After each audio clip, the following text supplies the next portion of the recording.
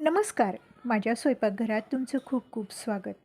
मी आजच्या जेवणामध्ये तव्यात काळं तिखट घालून मटकीच्या डाळीचा डाळ कांदा केलेला आहे आणि चिंचेची कढी आणि बाजरीच्या भाकरी. गावाला असे साधे, सोपे, पारंपरिक पदार्थ करतात. त्याच पद्धतीने मी आज जेवणामध्ये हे पदार्थ केलेले आहेत. असे साधे, सोपे पदार्थ केले ना जास्त वेळ लागत नाही आणि एकदम चवदार असे छान तयार होतात. आधी आपण कढीसाठी चिंच शिजवून घेऊया. इथं थोडीशी चिंच घेतली, किडकी खराब आहे का बघायची आहे आणि 2 वेळा पाण्याने चांगली धुवून घेतली.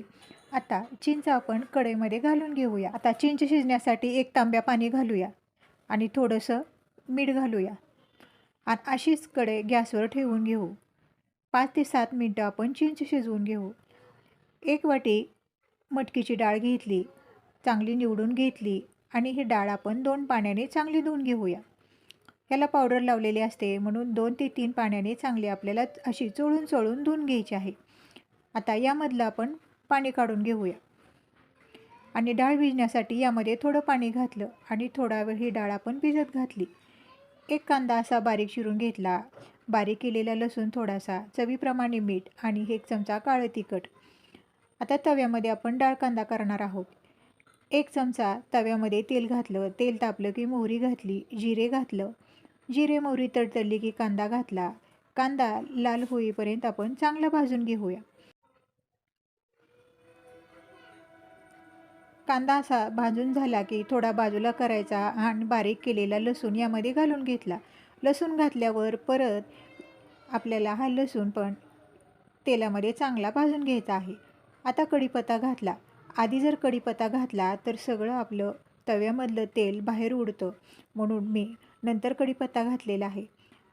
आता 1 चमचा काळं तिखट घातलं. तिखट घातल्यावर परत आपल्याला हे चांगलं हलवून घ्यायचं आहे. तिखट तुमच्या आवडीप्रमाणे तुम्ही कमी जास्त करा. आता डाळीमधलं पाणी काढलं, डाळ घालून घेतली, लगेचच चवीप्रमाणे मीठ घातलं आणि हे सगळं आपल्याला चांगलं हलवून घ्यायचं आहे. कांदा, मसाला, डाळ सगळं एकमेकात मिसळलं पाहिजे असं चांगलं हलवून घ्यायचं. तव्यामध्ये करत आहे त्यामुळं जरा थोडंसं हळूहळू हलवायला लागतं आहे. आता हे बघा चांगलं मिसळून झालेलं आहे. आता आपण यावर ताट झाकून 2 ते 3 मिनटं हा डाळ कांदा शिजवून घेऊया.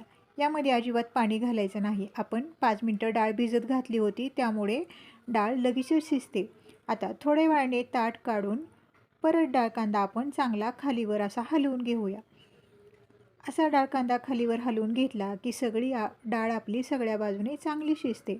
परत थोडा वेळ ताट झाकून ठेवलं, परत ताट काढून डाळ कांदा चांगला असा हलवून घेतला. बघा पाणी न टाकता असा चमचमीत आपला मटकीच्या डाळीचा डाळ कांदा तयार झाला आहे आणि वरून बारीक चिरलेली कोथिंबीर घातली. आता आपण कढीसाठी वाटण तयार करू. खलबत्त्यामध्ये थोडासा लसूण, 2-3 हिरव्या मिरच्या, कोथिंबीर, थोडं मोठं मीठ आणि थोडंसं जिरं आणि हे आपल्याला चांगलं असं बारीक कुटून घ्यायचं आहे. हे बारीक कुटून झालेलं आहे. आता आपली तोपर्यंत बघा चिंच चांगली मऊ अशी शिजलेली आहे.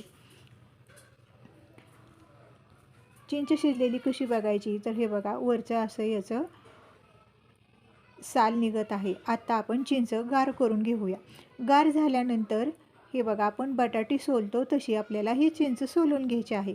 चांगली शिजली आहे म्हणून बघा पटपट आपली ही चिंच सोलता येत आहे आणि ही केसरं असतात ती सुद्धा आपल्याला काढून घ्यायची आहे. आता सगळी चिंच आपण अशीच चांगली सोलून घेऊया.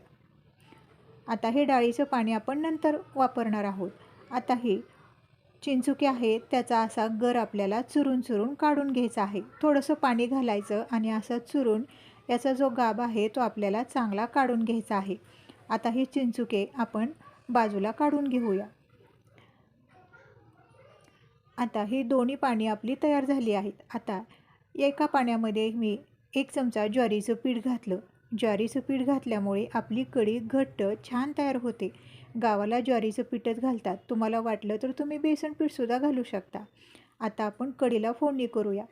कढईमध्ये 1 पळी तेल घातलं. तेल तापलं की जिरे मोहरी घातली. जिरे मोहरी तडतडली की कढीपत्ता घातला. आता आपण कुटलेलं हे वाटण घालूया आणि हे वाटण या तेलामध्ये आपल्याला चांगलं भाजून घ्यायचं आहे. आता आपलं वाटण चांगलं भाजून झालेलं आहे. अर्धा चमचा हळद घालू. हळद घातल्यावर पण तेलामध्येच हळद चांगली भाजून घेतली की आपल्या कढीला रंग छान येतो. आता हे चिंचेचं पाणी आहे ते घालून घेतलं आणि चिंच शिजवलेलं जे पाणी आहे ते सुद्धा घालून घ्यायचं. तुम्हाला कढी किती पातळ घट्ट पाहिजे आहे तसं पाणी घालून घ्यायचं. मी परत वाटी धुवून थोडंसं यामध्ये पाणी घातलेलं आहे. आता एवढी पातळ अशी मी कढी केलेली आहे. शिजल्यानंतर आपली कढी चांगली घट्ट होते. आता आपल्या कढीला बघा चांगली उकळी आलेली आहे. उकळी यायला लागली की अशी कढी आपल्याला चांगली हलवून घ्यायची. बघा झाली का नाही आपली दह्यासारखी चिंचेची कढी तयार. आता आपण भाकरी करूया. आता परातीमध्ये 1 वाटी बाजरीचं पीठ घेतलं, चवीप्रमाणे मीठ घातलं.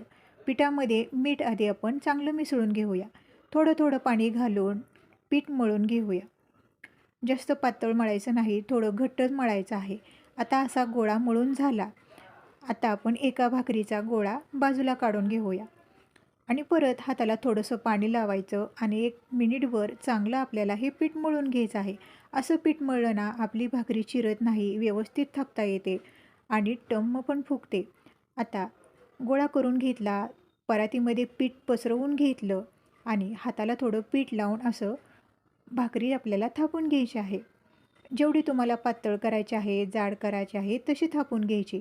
कडा, मध्यभागी एकसारखी अशी भाकरी आपल्याला थापून घ्यायची आहे.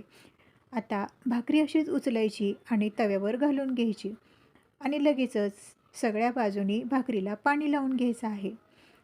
थोडंसं वरचं पाणी सुकलं की भाकरी उलटायची आणि खालच्या बाजूनी भाकरी चांगली पचली की तव्यामध्ये तशी पालती घालून घ्यायची आणि मध्यम गॅसवर चांगली खरपूस होईपर्यंत आपल्याला भाकरी अशी फिरवून फिरवून भाजून घ्यायची आहे.